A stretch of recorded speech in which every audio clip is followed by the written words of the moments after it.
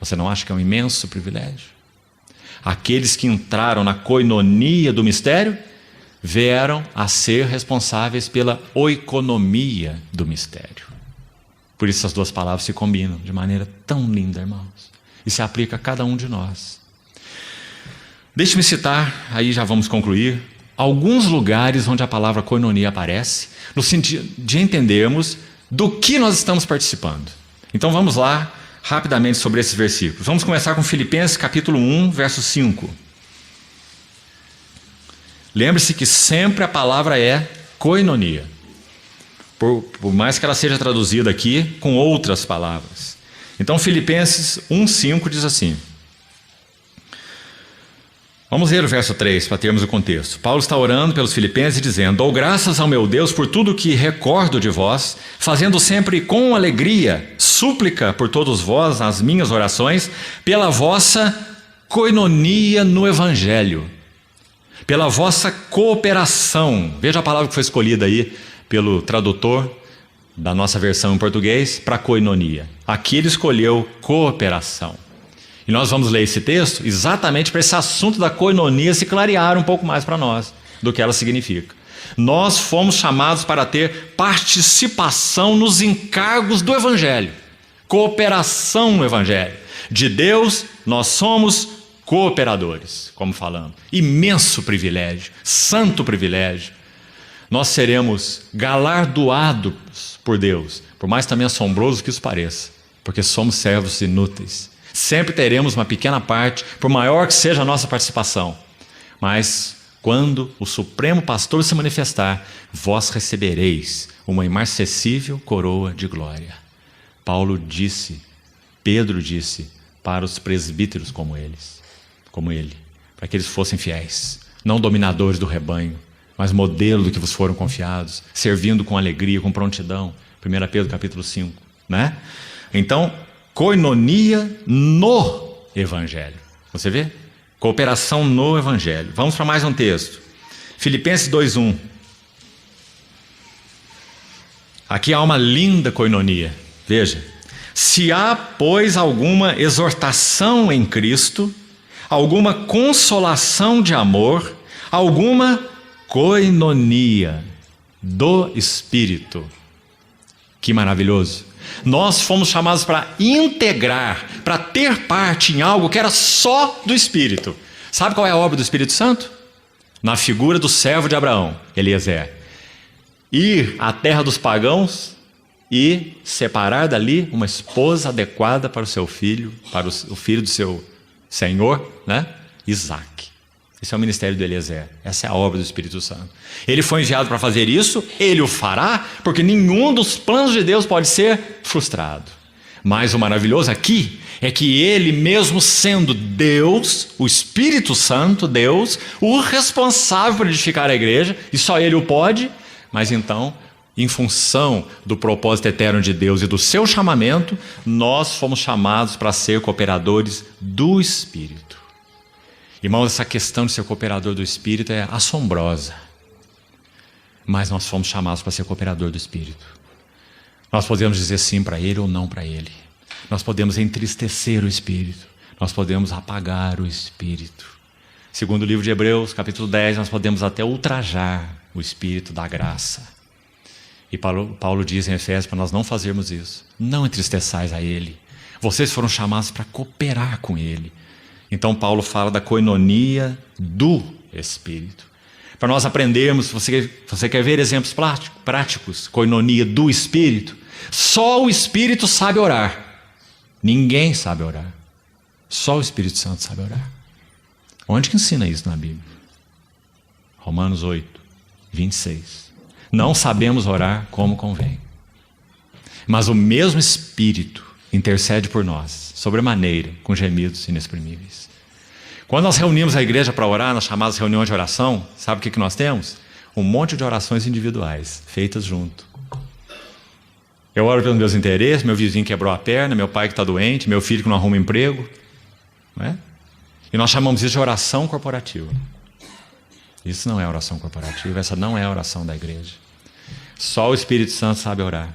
Só o Espírito Santo conhece a mente de Cristo, que é o cabeça da igreja. E só ele pode comunicar os encargos de Cristo para aquela hora que a Assembleia está vivendo. Quando nós temos irmãos e irmãs naquela Assembleia que sabem discernir a mente de Cristo pelo Espírito, então a igreja ora corporativamente, pelos assuntos do reino, pelos assuntos de Cristo na igreja, naquele tempo, naquele momento. Compreendeu a diferença, irmão? Nós vamos avançar tanto nas reuniões de oração corporativa. Do contrário, você não precisa nem ir nela. Vá lá para o seu quarto, fecha a porta e faça a sua oração. O Pai vai ouvir do mesmo jeito.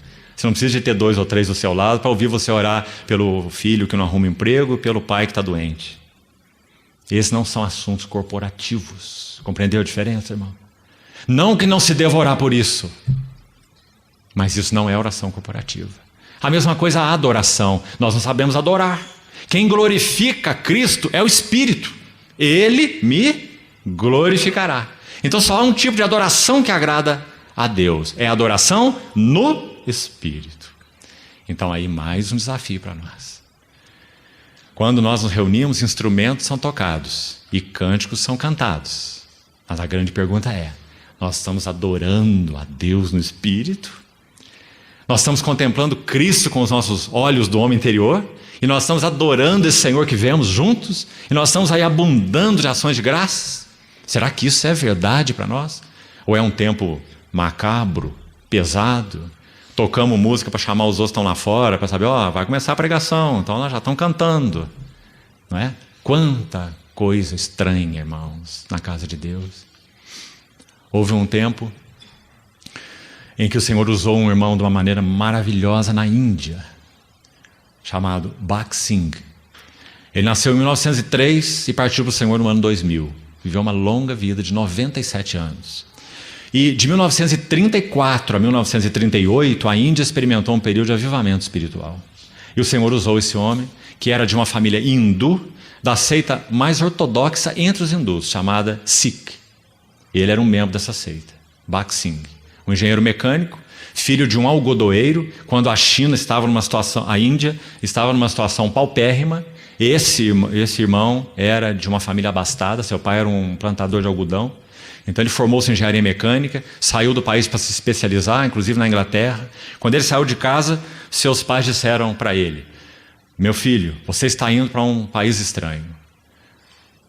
Aproveite ao máximo seus estudos lá. Mas uma coisa você nunca pode fazer: negar a sua religião.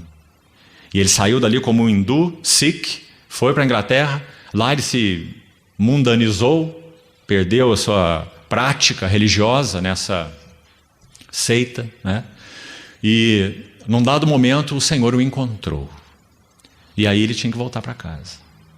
E ele voltou para casa e disse para os seus pais que Cristo o havia encontrado. E os seus pais o expulsaram de casa. Mas seu pai o amava. E mesmo tendo-o expulsado de casa, o seu pai saiu peregrinando pelas ruas daquela cidade. E foi a um templo hindu conversar com os mestres. E disse assim a eles: eu preciso encontrar paz. E os mestres hindus disseram para ele, o pai de Bhakt Singh, disseram a ele: você está nos pedindo uma coisa muito difícil de ser encontrada. Então ele saiu daquele templo hindu e continuou peregrinando na cidade. E ouviu alguns cânticos de alguns irmãos e entrou naquele lugar. E ali o Senhor também o alcançou, o pai de Bhakt Singh.